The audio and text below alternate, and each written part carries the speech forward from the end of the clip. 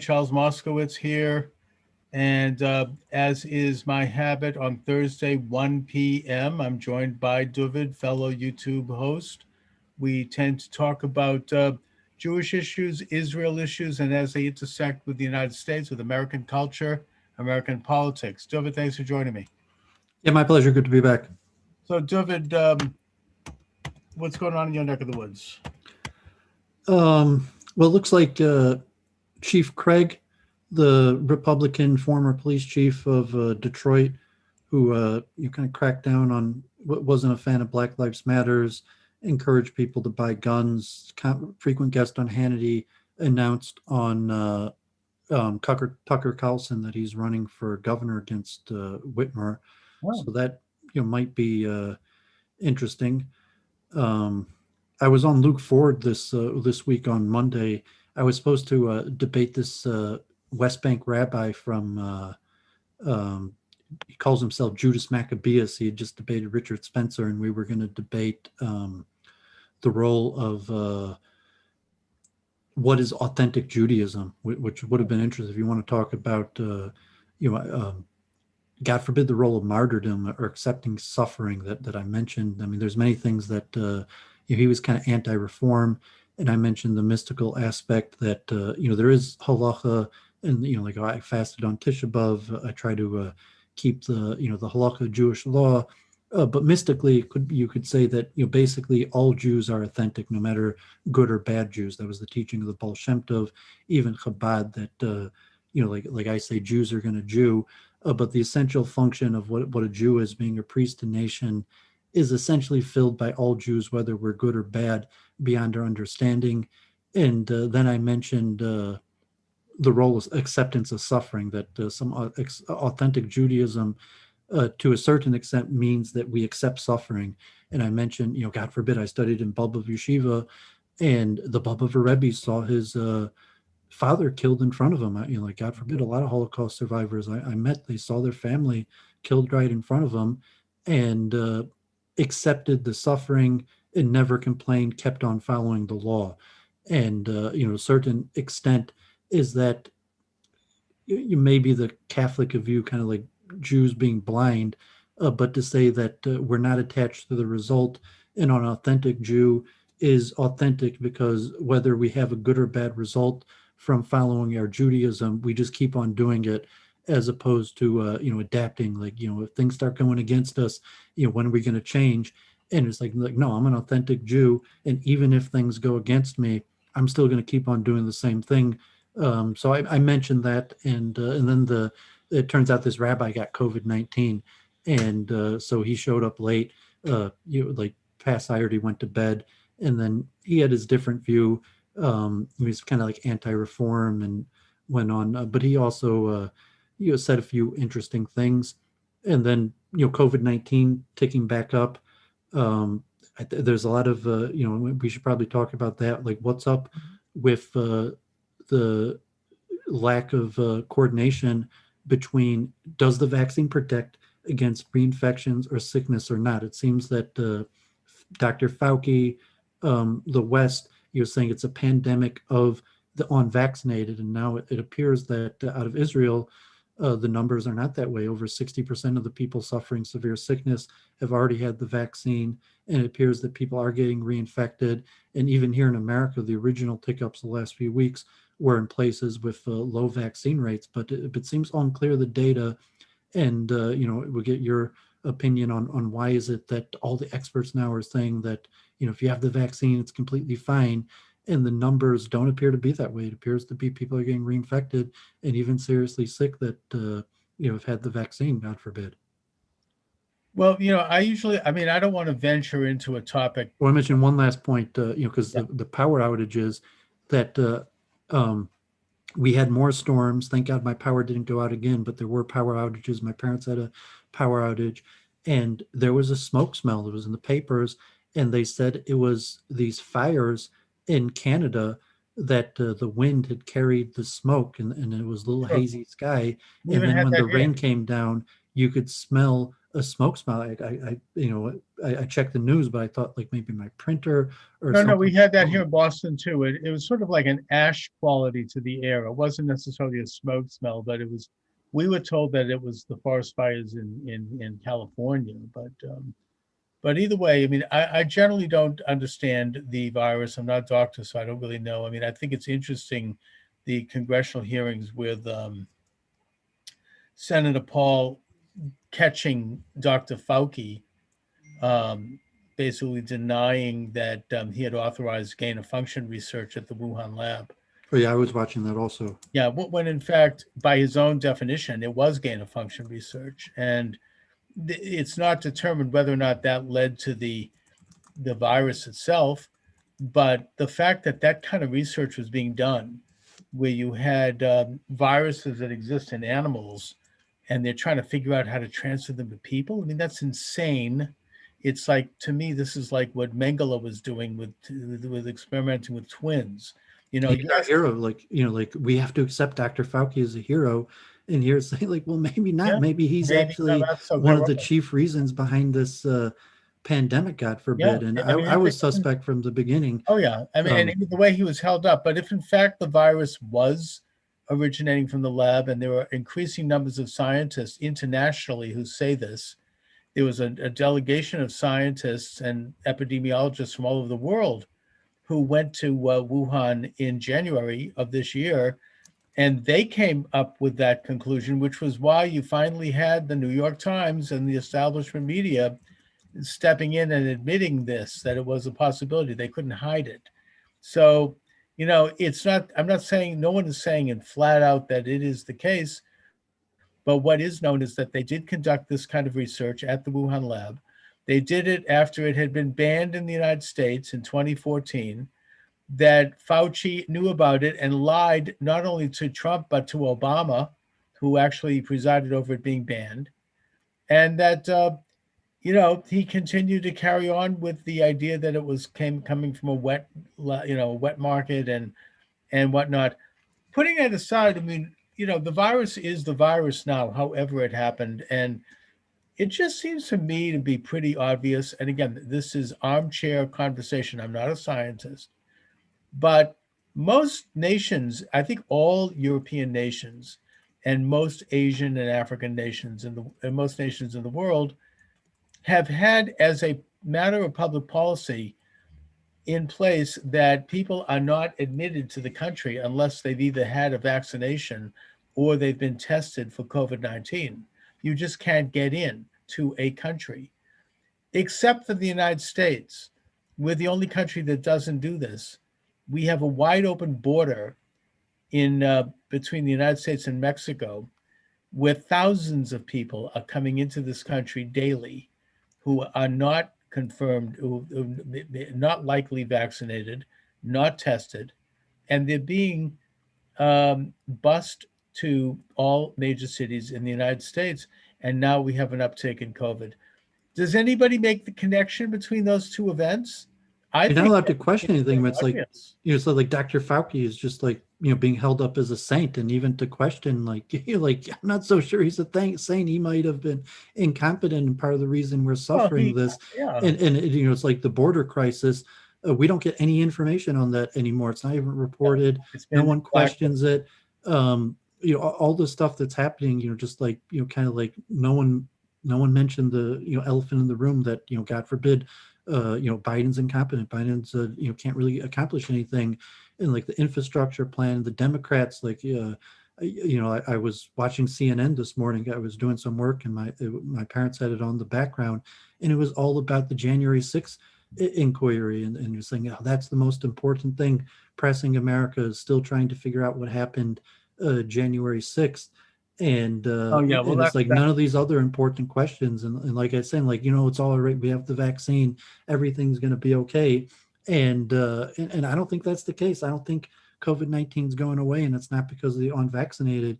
It's because like what we knew from the beginning, that it's going to be 4 years to defeat COVID-19, and vaccination is not going to solve the problem. We have to do social distancing and masks, probably for years, and so why the messaging, it's reaching the point where you can't really trust anything coming out of the media or government. Maybe people have felt that way for years, but at this point, it's like, I mean, on the alt-right, they used to say just clown world, God forbid, in the infrastructure and the money. Governor Whitmer here is, they're just going to keep on handing out checks to cover up the fact that they're incompetent, God forbid.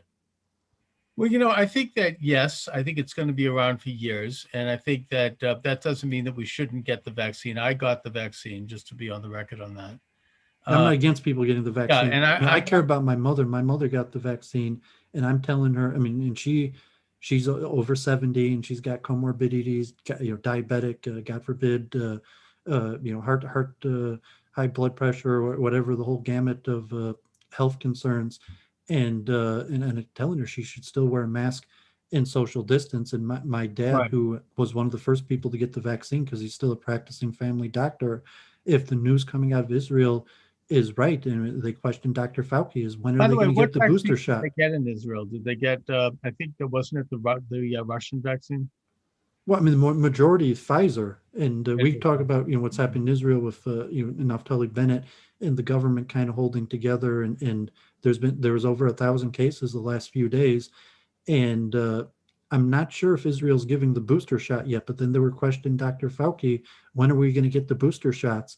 And they were kind of pushing back, like, we're not so sure you need the booster shots.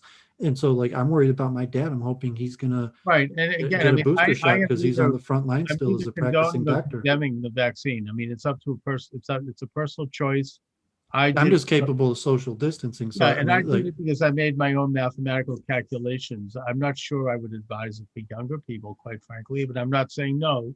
I'm not. well, I mean, if you're young and you have to be around, and saying When I'm I say capable of young, I social mean distancing. teenage. And the The other reason, like, if I needed to be around people, I would take it. The reason right, and I do, but moving forward, I don't. I mean, I don't know if masks are really all that effective. But what I do think is that it is a reasonable idea to avoid, tight knit crowds and to do social distancing and not shake people's hands and generally keeping yourself separate from people. Recently here in Provincetown in Boston, in Massachusetts, there was a big uptick in the virus. This is a gay mecca. I would imagine people were not social distancing. Let's just put it that way. Plus, they had people coming in from all over the country.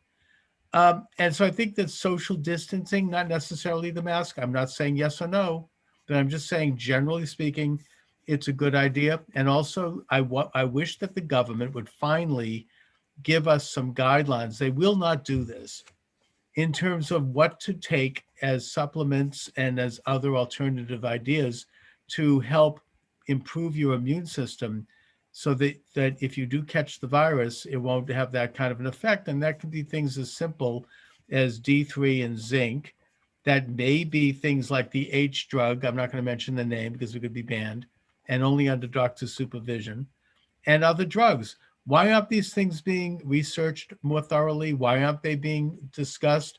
I have heard that Dr. Fauci had his own family taking vitamin D and zinc, and he was taking it himself. Why didn't he mention this? He's been on television constantly discussing everything under the sun. well, I But studied management, and I've complained about Jewish organizations, and we could get back to the role of acceptance of suffering as a Jewish value, or not yeah, that doesn't complaining, mean you but encourage but suffering. saying that Suffering is just part in of life. terms of mismanagement of Jewish organizations, what happens is they stop producing results, and then they have so many people being paid on staff that they need to make it look like they're producing results, and in order to keep their donors happy, they attack people like me and you who might actually be producing results. Like, don't listen to Dooovid or Charles, they're not really producing results, keep on giving the money to us. Or they just use diversion tactics, largely just so they could keep on flushing money down the toilet. And I think our government, I mean, I've always been libertarian, we've talked about this countless times, but like, budgetary deficit wise, I think we've reached the brink of no return, where there's just not going to be any accountability.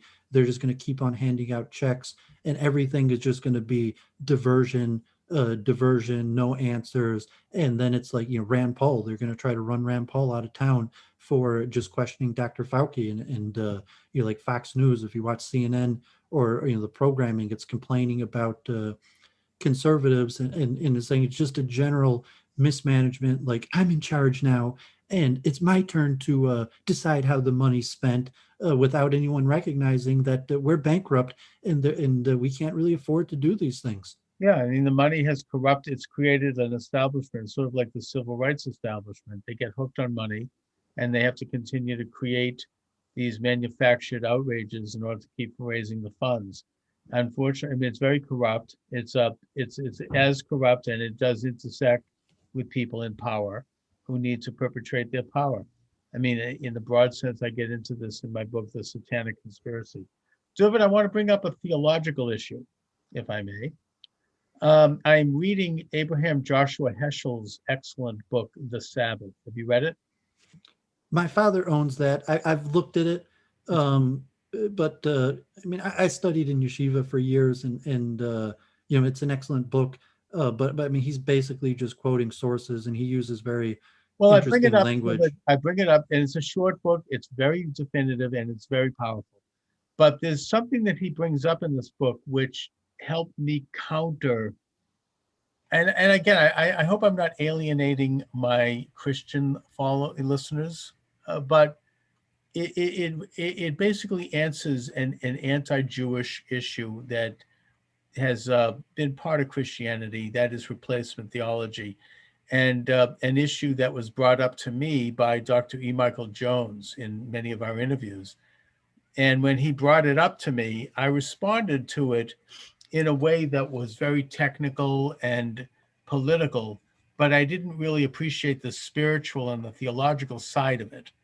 And that was that the idea that Judaism was replaced by Christianity because of the destruction of the Second Temple. And once the Second Temple was destroyed, the covenant was over because we could no longer conduct all the rituals and the sacrifices and all of the activities that surrounded that temple, and that was central to our existence. Now, and that for Christianity, that was replaced by Jesus, who was the last sacrifice.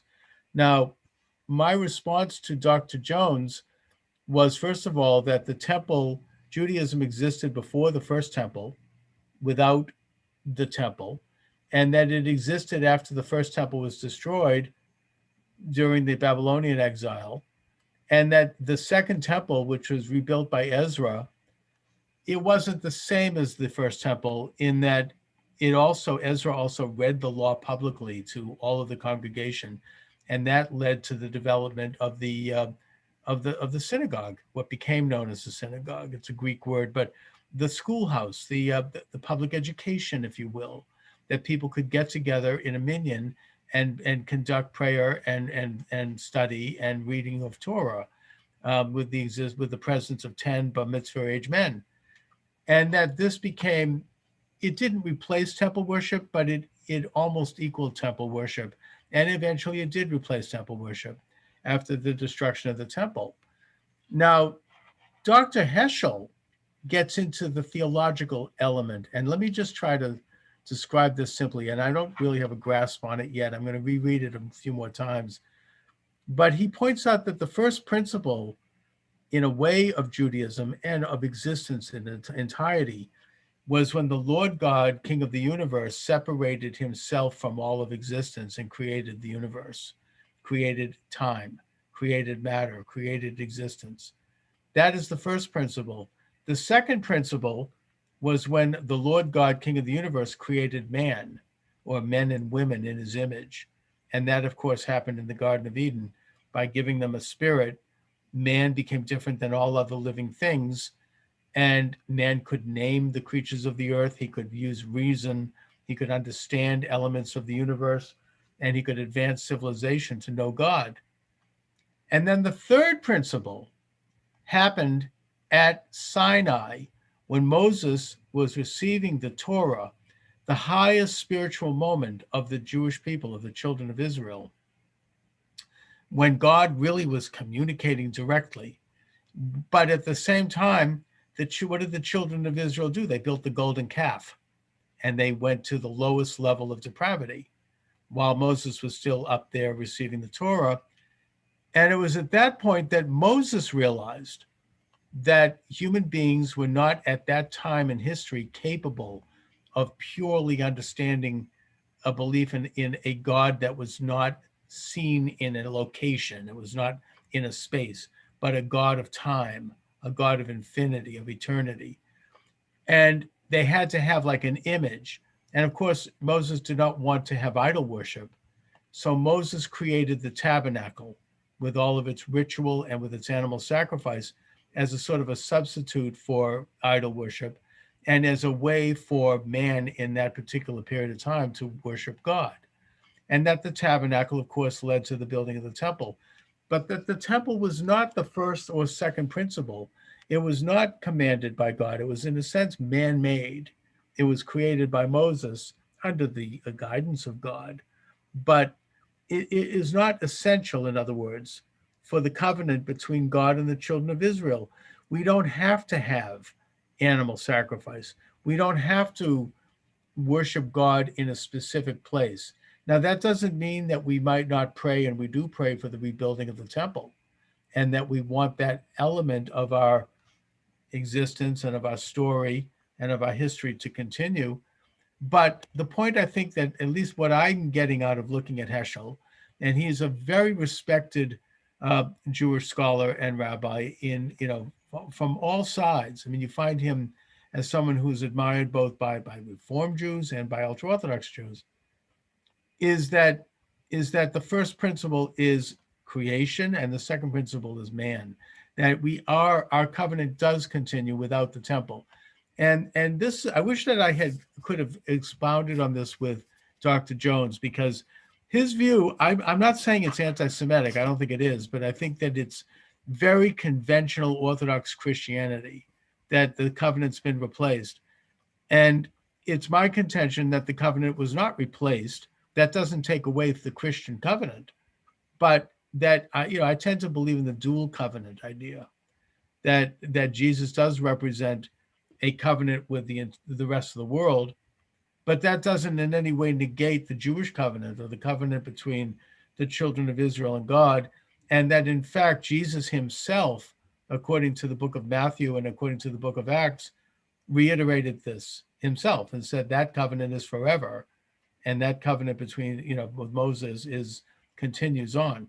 So I don't know. I mean, it's just I'm kind of like thinking about these things as I study a little bit in spirituality, and that makes a lot of sense to me. What Heschel's talking about. I mean, that resonates with me. What do you think, Dooovid?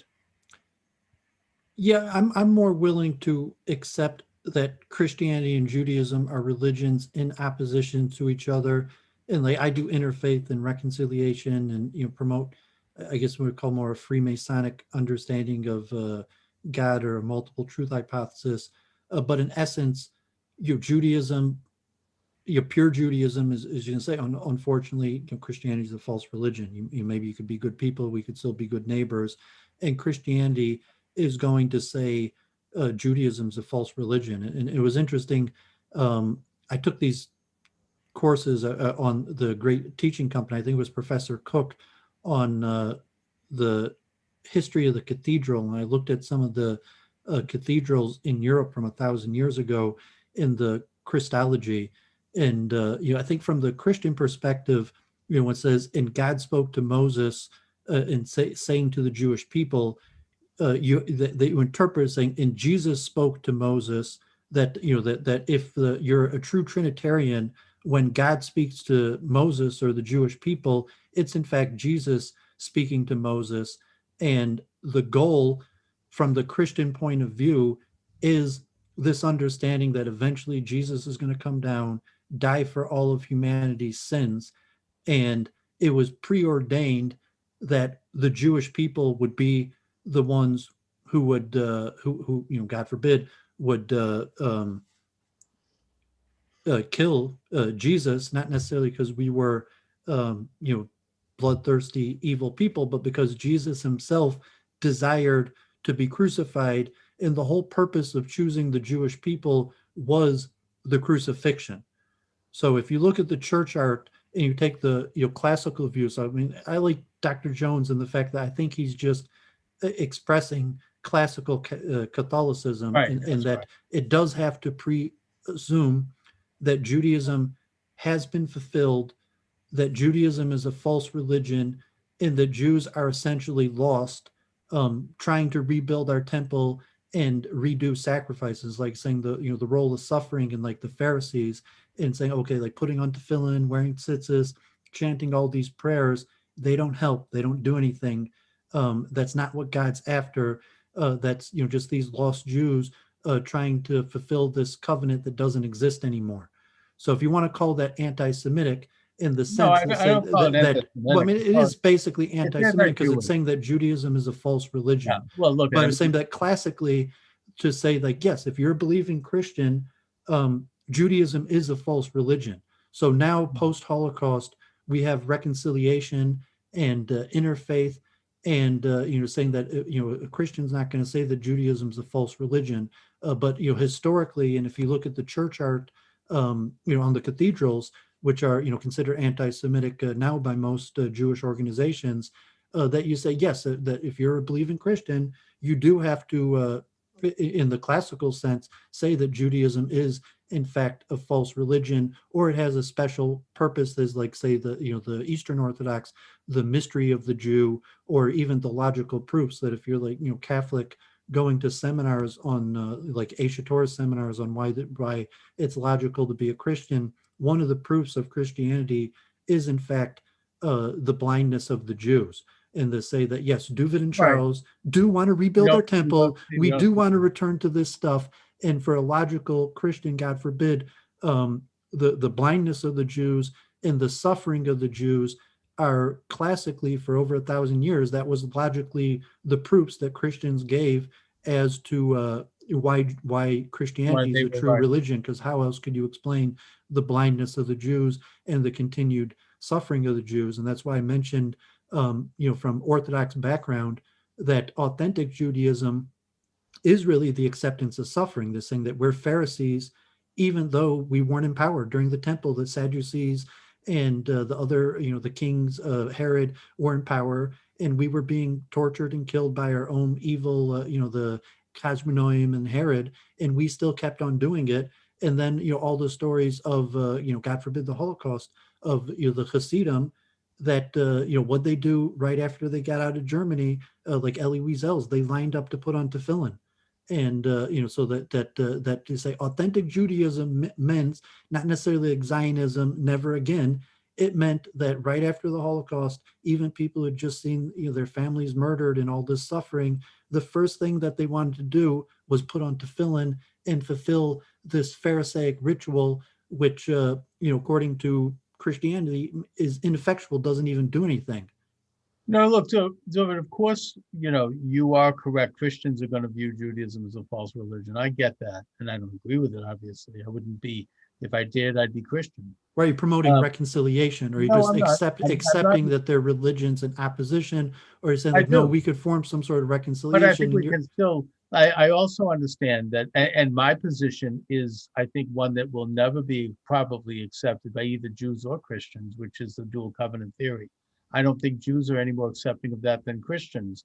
And I get that. I Well, mean, it's it's a very Freemasonic. I would say no. I mean, that's the more it's popular. a very different Well, set I would say of, no, I would disagree. it is a very Our different, opinion is basically Freemasonic, which is saying that the no, God who I'm created not the whole saying it's wrong. world No, has different messages to no, it's different not true. people, and it's I don't possible think that the I very God who reject, created I everything gave different no, I messages to. reject Freemasonry because I think that But your position is basically the no, my Freemasonic position, position where is you the could be Jewish an position. Orthodox Jew and No, a Freemason, and you no, I could be don't. a Christian or a Catholic and a Freemason. No, I don't. I don't accept that. My position is the Jewish position, which is that there is one God who created the universe, who is the lawgiver for all mankind, and that the Jews, the children of Israel, were given a special mission to be priestly sept and a light unto the nations. They were the messages to know God, and to follow God and to shine that light to the world.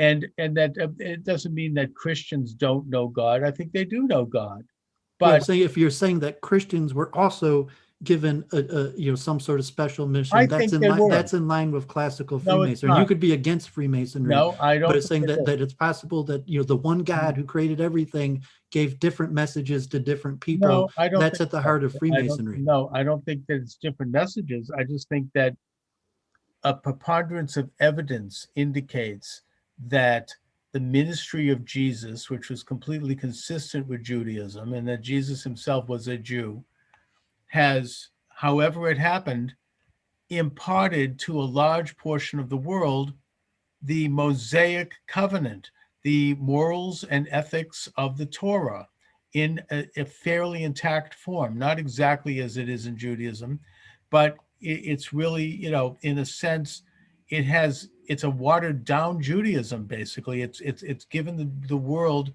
Judaic covenants. It is the basis upon which Western civilization was built, including the United States. That that's why I think that the covenant of Jesus is real, because that's the result of it. That is the fruits of it. That doesn't mean that I think Jesus was a Messiah. I don't.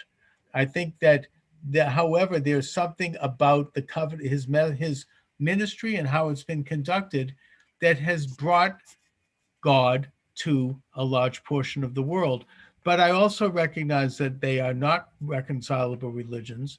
Judaism is not reconcilable, certainly, with Islam, and that in a way, Christianity and Islam, I think, quite falsely claim that Moses was a Christian or a Muslim, or that Judaism, if you want to look at Palestinian ideology, they don't even think Judaism existed, and that somehow Judaism doesn't exist as a faith and as an organic entity and as a covenant in and of itself for its own reasons, and not as a reaction to something else.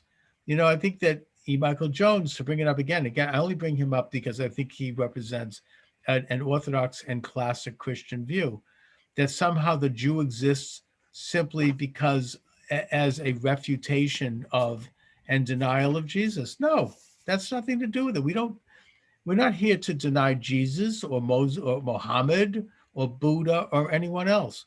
We are positively in existence because we have our own belief in God and in the morals and ethics of the Torah. So, these things are not reconcilable. I am not Masonic in that Masonry, I think, tends to be morally neutral and it looks at everybody as equal. I don't. I think that we can judge each of these beliefs on their own merits, and some of them are better than others. But going back to the business of the temple, my what I derive again from Heschel is that we don't have to have the temple to continue the covenant. That the temple was there as a substitute. It was there because we had fallen so far at the most spiritual moment, which was the Torah with the golden calf. But we can continue the covenant and continue to raise our spirituality and our understanding of the universe and of God on our own, because that's what we did in the beginning, and that's what we've done. What about the role of martyrdom? There was mentioning of suffering and saying that authentic Judaism, to some extent, is martyrdom in the sense that we accept martyrdom in a belief that despite our suffering, that we're right, we're going to win in the end. And like the Ben and Jerry's, all this pushback, we got to fight against Ben and Jerry's. But classically, say like, no, I mean, Rebbe I'll never Akiva. buy another pound of Cherries Garcia again. Well, I was saying that the Talmud, the story of Rebbe Akiva, where Moses is asked, this is the Torah, and what's the reward of it? So God shows him Rebbe Akiva, and Rebbe Akiva giving all these insights and preaching to his students, and Moses asks Hashem, so what's Rebbe Akiva's reward? And Hashem shows Rebbe Akiva being tortured to death. And the famous story, there's countless martyrdom stories throughout our text, and Rebbe Akiva is famous for saying Shema Yisrael as he's and in fact he says you could only fulfill the commandment, love your God with all your heart, with all your soul, and all your meodeka in Hebrew, through martyrdom. And that Rebbe Akiva says the essential mitzvah is of martyrdom, and Rebbe Akiva wanted to be martyred. And then Moses in the Talmud, ask God, the question of this is the Torah and this is your reward, martyrdom, and God tells Moses, no more questions. In the extent, I mean, what is your opinion on is martyrdom the essential? You're saying, like, I'm a Jew, I believe I'm going to keep on putting a tefillin and tzitzis and doing these rituals, and even if it costs me my life, that's fine, because that the religion, like the Adam Green complaints, that, like you're saying, we have a death wish. We want the goyim to turn against us and kill us. But I mean, our texts are pretty hardcore like that. And even saying, like, if you go to the prayer service, like, we constantly remember our martyrs, and even the value of martyrdom. Like, are we fighting back against BDS, or are we accepting that? Martyrdom, if I may, sure, it's there. Christianity also has its martyrs. Most of the early saints were martyrs. In fact, I think probably every culture has some version of this. I mean, America, we have our martyrs. Abraham Lincoln, right? John F. Kennedy. These are martyrs. They Martin Luther King Jr. I mean, they died for their cause. We look to them, and that enhanced their image. I mean, there's martyrs in popular culture. John Lennon, right? I don't know.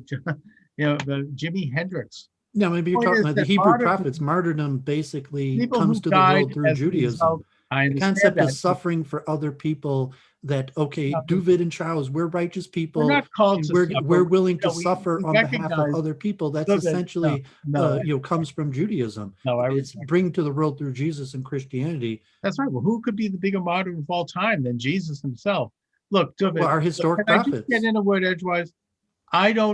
Jesus isn't the first martyr in the Hebrew prophets. Like Jeremiah, there's a whole bunch of martyrs in our. Jeremiah was martyred. Was he killed? A lot of our prophets are killed. I don't think Jeremiah was, though. I was saying, like, I mean, our history is rife with martyrdom everyone's history is. I think you look at Native American history; they have martyrs. Look at Geronimo. But the point I'm making here is that yes, we have a martyrology, like probably most religions and most cultures, but we're not seeking it. I don't think that it's necessary. I think we try to avoid it. Being murdered for your cause is part of life, and it is a great thing for someone to be willing to sacrifice their own life for a cause. That is something to be honored. That is an incredible thing. People do that. I mean, I would sacrifice my life to protect my own family if I needed to, because I value them to the degree that I do. People are willing to be martyrs for a lot of reasons, where they put the interests of other people over themselves. And that includes nations. I mean, people who go to war and die on a battlefield are martyrs because they have placed the defense of their own nation and their own family's right to live freely in that nation over their own life.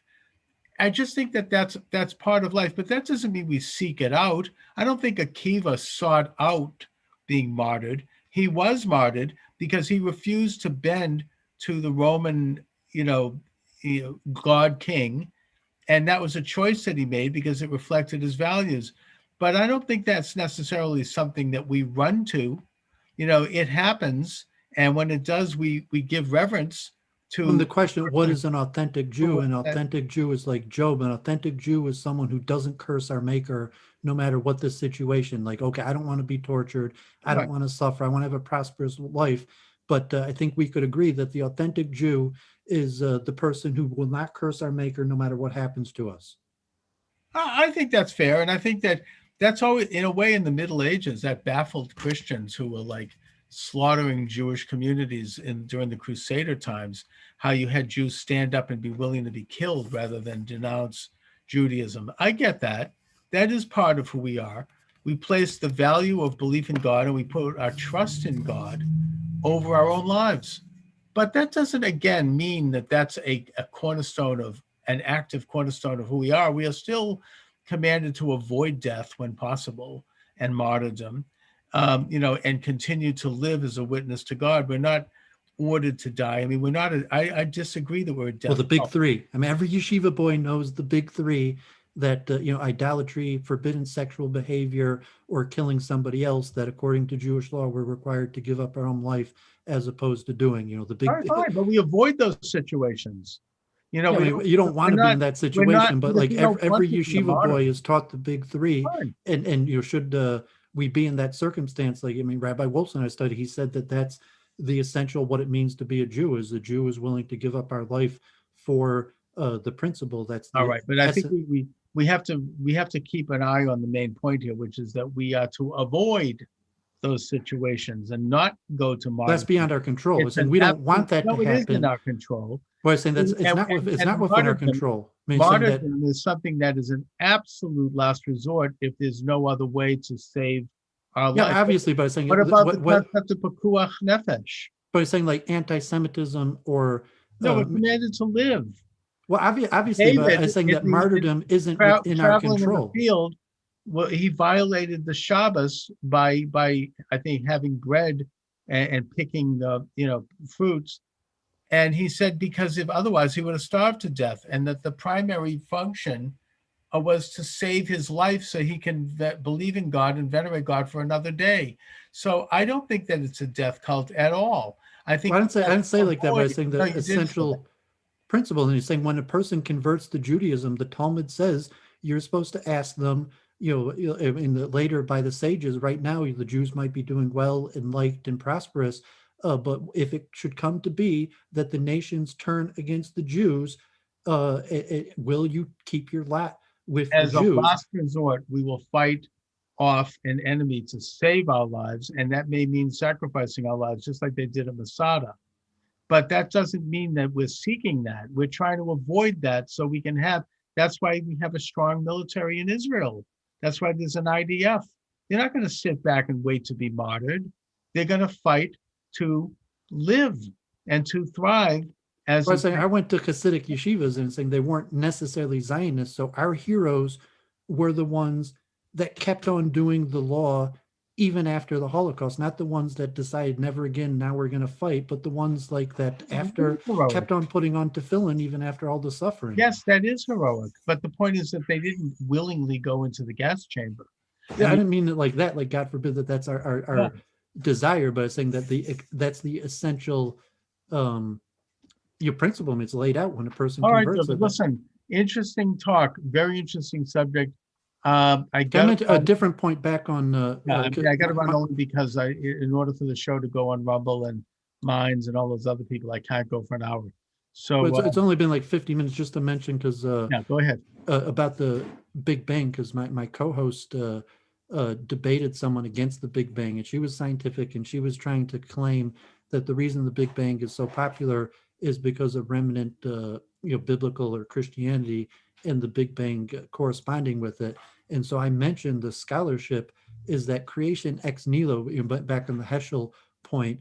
A lot of scholars think that creation ex nihilo is actually a Greek idea. And if you look literally at the biblical text, it would appear that our cosmology as Jews was there were these ancient bodies of water, and that the second verse of Genesis doesn't say God created the world out of nothing. It says that God was hovering over the water and separated the waters, and it doesn't mention those waters being created. So a lot of biblical scholars, including Israeli, mostly like Israeli, heretical scholarship, so to say, says that our ancient cosmology was that there was these pre-existing primordial bodies of water. And then it was the later Kabbalists, probably 5th century to 10th century, who adapted this idea of creation ex nihilo, where Heschel is saying that the first thing that God had to do, because God is everything, God is before, now, and after, was to, so to say, separate. That the first thing God creates is nothingness, and then from the nothingness, God created something out of nothing, which is because everything is God. So the Kabbalists, there was never nothing; there was always God. So the Kabbalists say, kind of like in line with Heschel, saying the first thing God does is remove himself to create a void, and then within that void make a creation. But it's noting historically that that may have been a Greek idea, because the biblical text, there's multiple ones, point to a Judaic belief that there was these pre-existing primordial bodies of water. I'm not sure. No, I think that's heretical, because the first line of Bereshit is that in the beginning. I mean, there was a moment when God did create something out of nothing. We say created the heaven and the earth, and it said God That's was right. hovering. The second verse, But God at the was same hovering. time, in the mystery of it all, I guess you could say that God was both everything and nothing. And that's We're saying all that these waters love were is or will created. That be. the second verse mentions it doesn't say in the beginning God created the heavens and earth, and the second verse goes and God was hovering over the waters, and it doesn't mention the waters being created. And then there's other verses Yeah, in I the think Bible that mentions these primordial bodies of I water. think that's spinning on the head of a needle. That's actually, I mean, this is The actually general understanding is that God created something out of nothing, which is what makes we're God. saying historically that came And no, after I know, I after the understand the times of the theory. Romans, I and that understand the theory. I think that it, when I I, said theory, this is like mainstream Israeli scholarship. yeah, there's a lot of stuff in mainstream Israeli scholarship, quite frankly, that's a It's little, heretical, but it's saying that doesn't believe the and narrative, just saying especially the historically, guy, when did the the author of idea? the book Sapiens, talk about heretics, but we could talk about that another time. Okay, I just wanted to mention that because I forgot when you mentioned All Heschel. right. So Anyway, yeah, great yeah, program. excellent. Listen, thanks so much as always. What do you have coming up on your YouTube? Um, just the regular Sunday week in review. I had that Lipton Matthews on my channel. I don't have any other interviews lined up. My Sunday program with Church of Entropy. Maybe Luke Ford is going to try to set up another debate with this West Bank your rabbi. So just my regular program with you, my regular Sunday program, and you follow my channel. Hopefully I'll put together some more content. And I didn't stream this last Sunday week in review because I was weak from fasting Tisha B'Av. But this Sunday should be back. All right, good. All right, Dooovid, thanks a lot. Have a good one. Thank You you. too. All right.